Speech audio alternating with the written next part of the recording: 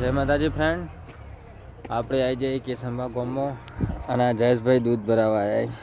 દૂધ ભરવાનો ટાઈમ થઈ ગયો. મેં આવી દૂધ ભરાવા અને એક ડાયનોસર ઉડી હતું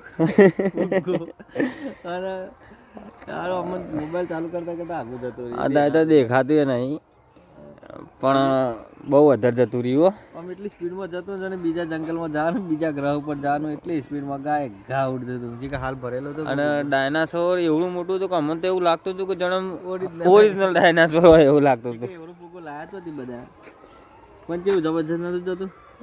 અરે બહુ વધારે જતું રહ્યું ને એટલી વારમાં.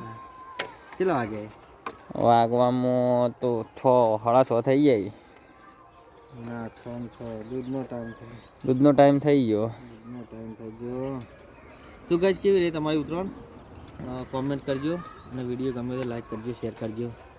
મને તો લાગે છે તો મજા જ આવે છે ઉત્તરાયણમાં, કારણ કે આવા લોકો પતંગ નહીં ચગાવતા પણ એન્જોય બહુ કરે, ફરવામાં બહુ કાઢે ફરવામાં અત્યારે તો. ખાવા પીવામાં. હા, કારણ કે આવા ઉત્તરાયણનો શોખ નહીં રહ્યો.